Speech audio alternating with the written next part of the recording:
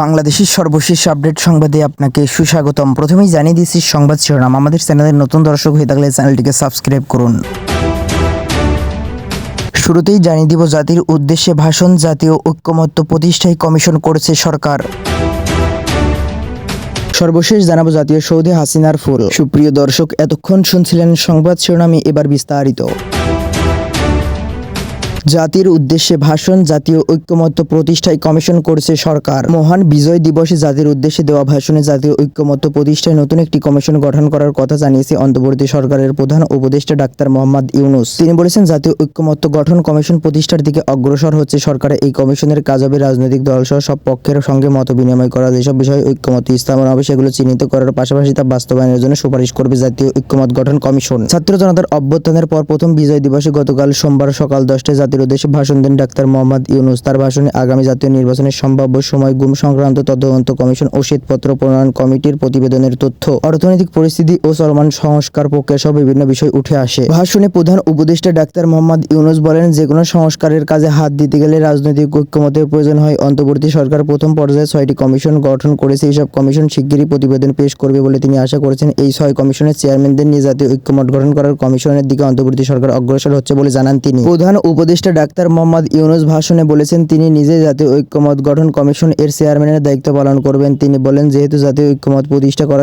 অন্তর্বর্তী সরকারের অতি গুরুত্বপূর্ণ দায়িত্ব, তা বিবেচনা করে আমি এই কমিশনের চেয়ারম্যানের দায়িত্ব পালন করব। আমার সঙ্গে এই কমিশনের সহসভাপতির দায়িত্ব পালন করবেন অধ্যাপক আলী রিয়াজ। কমিশনের প্রয়োজন মনে করলে নতুন সদস্য কো-অপ্ট যুক্ত করতে পারবে। প্রথম এই 6টি কমিশনের চূড়ান্ত প্রতিবেদন পাওয়ার পর আগামী মাসে জাতীয় ঐক্যমত গঠনের কমিশনের কাজ শুরু করতে পারবে বলে আমি আশা করছি। ভাষণে ডাক্তার মোহাম্মদ ইউনূস বলেন, নতুন এই কমিশনের প্রধান কাজ হবে নির্বাচন অনুষ্ঠানের জন্য যেসব সিদ্ধান্ত জরুরি সেসব তাড়াতাড়ি ঐক্যমত সৃষ্টি করা এবং সবার সঙ্গে আলোচনা কোনো বিষয়ে নির্বাচন অনুষ্ঠান করা যায় সেই বিষয়ে পরামর্শ চূড়ান্ত করা। নির্বাচনের সম্ভাব্য সময়, জাতির উদ্দেশ্যে দেওয়া ভাষণে আগামী জাতীয় সংসদ নির্বাচনের সম্ভাব্য সময় ধারণা দিয়েছেন প্রধান উপদেষ্টা ডাক্তার মোহাম্মদ ইউনূস। তিনি বলেছেন, 2025 সালের শেষ দিকে 2026 সালের প্রথমার্ধের মধ্যে নির্বাচনের সময় নির্ধারণ করা যায়। নির্বাচন প্রসঙ্গে প্রধান উপদেষ্টা ডাক্তার মোহাম্মদ ইউনূস বলেন, প্রধান সংস্কারগুলো সম্পন্ন করে নির্বাচন আয়োজন করার ব্যাপারে বারবার আপনাদের কাছে আবেদন জানিয়ে এসেছি। তবে রাজনৈতিক ঐক্যমতের কারণে আমাদেরকে আবারও বলছি, যদি অল্প কিছু সংস্কার করে ভোটার তালিকা নির্ভুলভাবে তৈরি করার ভিত্তিতে নির্বাচন সম্পন্ন করতে হয়, তাহলে 2025 সালের শেষের দিকে নির্বাচন অনুষ্ঠান হয়তো সম্ভব হবে। আর যদি এর সঙ্গে নির্বাচন প্রক্রিয়া এবং নির্বাচন সংস্কার কমিশনের সুপারিশের পরিপ্রেক্ষিতে এবং জাতীয় ঐক্যমতের ভিত্তিতে প্রত্যাশিত মাত্রার সংস্কার যোগ করে, তাহলে আরও 6 মাস অতিরিক্ত সময় লাগতে পারে। ডাক্তার মোহাম্মদ ইউনূস বলেন, ভোটার তালিকা হালনাগাদ করা সবচেয়ে বড় কাজ। এখন এই কাজ আরও কঠিন, এজন্য যে গত নির্বাচনে 3টি ভোটারদের অংশগ্রহণ করার সুযোগ ছিল না, ভোটার তালিকা যাচাই করার সুযোগও হয়নি কারোর। গত 15 বছর বয়সী যারা ভোটার হয়েছেন তাদের সবার নাম ভোটার তালিকায় তোলার নিশ্চিত করতে হবে। ছাত্র জনতার অভ্যুত্থানের পর এখনো গলদে রাখার কোনো সুযোগ নেই। এ প্রসঙ্গে তিনি বলেন, তার একান্ত ইচ্ছা এবারের নির্বাচন তরুণদের শতকরা 100 ভাগের কাছাকাছি সংখ্যায় ভোট দিয়ে একটি ঐক্য সৃষ্টি করুক। একই সঙ্গে তিনি বলেন, প্রথমবারের মতো প্রবাসীরাও যাতে নির্বাচনে ভোট দিতে পারেন তা বর্তমান সরকার নিশ্চিত করতে চায়। এজন্য একটি নির্ভরযোগ্য ব্যবস্থা করতে হবে বলে উল্লেখ করেন তিনি। তাদের ভয় কিছুতেই কাটছে না। গুম সংক্রান্ত তদন্ত কমিশনের প্রতিবেদনের বিষয়ে অন্তর্বর্তী সরকারের প্রধান উপদেষ্টা ডাক্তার মোহাম্মদ ইউনূস বলেন, এটা একটি লোমহর্ষক প্রতিবেদন।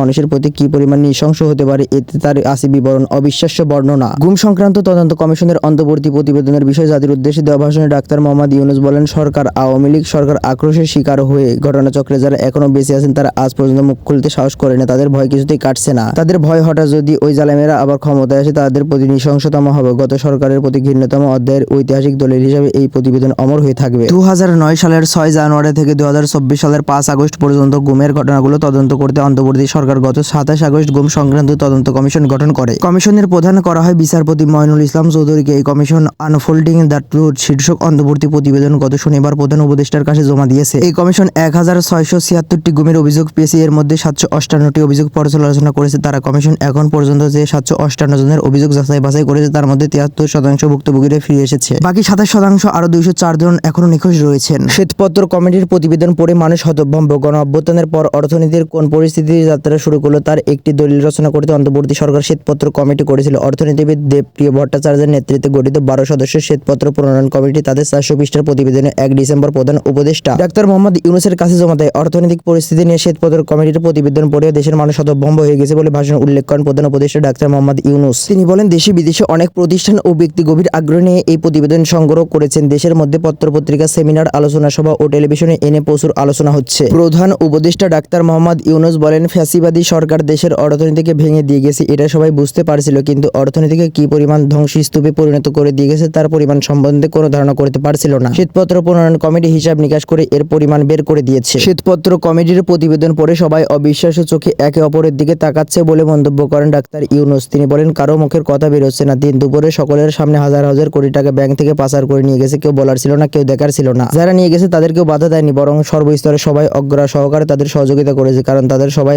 আপনজন। ঋণের টাকায় বিশাল প্রকল্প নেওয়া হয়েছে উল্লেখ করে ডাক্তার ইউনূস বলেন, এসব প্রকল্পের মোড়কে বিশাল পরিমাণ অর্থ লুটপাট করেছে। প্রকৃত ব্যয়ের চেয়ে কত বেশি ব্যয় ধরে কাদের টাকা হাতে পাচার করেছে দেওয়া হয়েছে তা শ্বেতপত্র কমিটির প্রতিবেদনে তুলে ধরা হয়েছে। ডাক্তার ইউনূস বলেন, শ্বেতপত্র প্রণয়ন কমিটি তাদের প্রতিবেদনে তুলে ধরেছে যে বার্ষিক উন্নয়ন ব্যয়ের প্রায় অর্ধেক টাকায় লুটপাট হয়েছে। দেশে এমন ধরনের প্রত্যক্ষদর্শী প্রতিবাদ তৈরি হয়েছিল যারা সুবিধাবাদী ছিল, স্বৈরাচার ও তাদের সহযোগীরা। প্রতিবেদনে উল্লেখ করা হয়েছে, নির্দিষ্ট কিছু গোষ্ঠীকে সুবিধা দিতে যে পরিমাণ কর ছাড় দেওয়া হয়েছে সেটা অর্ধেকে নামিয়ে আনা গেলে দেশের শিক্ষা বাজেট দ্বিগুণ ও স্বাস্থ্য বাজেট তিনগুণ করা সম্ভব ছিল। জনগণের উদ্দেশ্যে প্রধান উপদেষ্টা বলেন, পাচার করা এই টাকা আপনাদেরই। তারা প্রকাশ্যে আপনাদের কষ্টার্জিত অর্থ লুট করে বিদেশে ভোগবিলাসে ব্যয় করছে। এই প্রসঙ্গে তিনি আরো বলেন, পাচার করা এই সীমাহীন অর্থ এখন আবার দেশে গেলে গোলযোগ সৃষ্টি করে তারা এই আবার দেশে ফিরে আসার সুযোগ সৃষ্টির কাজে ব্যয় করেছে। ডাক্তার ইউনূস বলেন, এখন বাংলাদেশ ব্যাংকের বড় কাজ হলো পাচার করা টাকা দেশে ফিরে আনা। তাদের সর্বোচ্চ ক্ষমতা দিয়ে সেটা চেষ্টা করেছে তারা। অন্তর্বর্তী সরকার বাংলাদেশ ব্যাংকের সাহস ও সমর্থন দিয়ে যাচ্ছে। এই সরকারের আমলে আংশিক হলেও যেন টাকা ফেরত আনা যায়। প্রতি বছর অর্থনৈতিক প্রবৃদ্ধি যে হার দেখানো হয়েছে সেটাও মন করা বলে উল্লেখ করা হয় ভাষণে।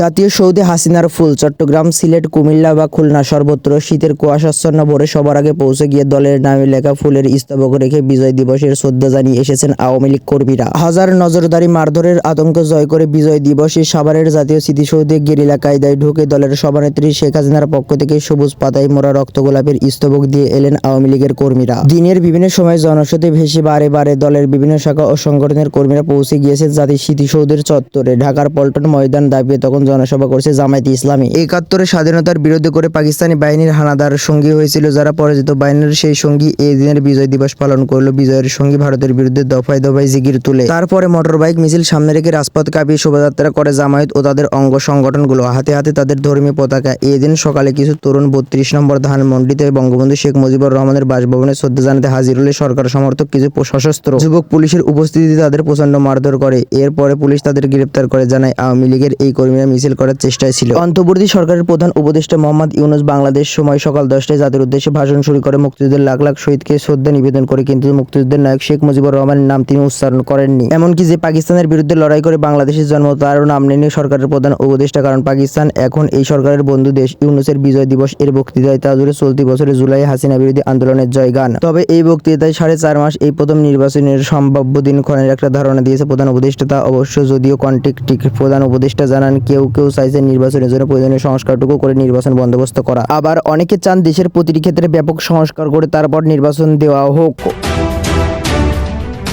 সুপ্রিয় দর্শক, এই ছিল এখনকার সর্বশেষ বাংলা আপডেট সংবাদ। পরবর্তী বাংলা আপডেট সংবাদ পেতে চ্যানেলটিকে সাবস্ক্রাইব করে বেল আইকনটিকে বাজিয়ে রাখুন। আপনার মূল্যবান মন্তব্য জানিয়ে দিন আমাদের কমেন্ট সেকশনে, আর ভিডিওটি শেয়ার করে অন্যকে দেখার সুযোগ করে দিন।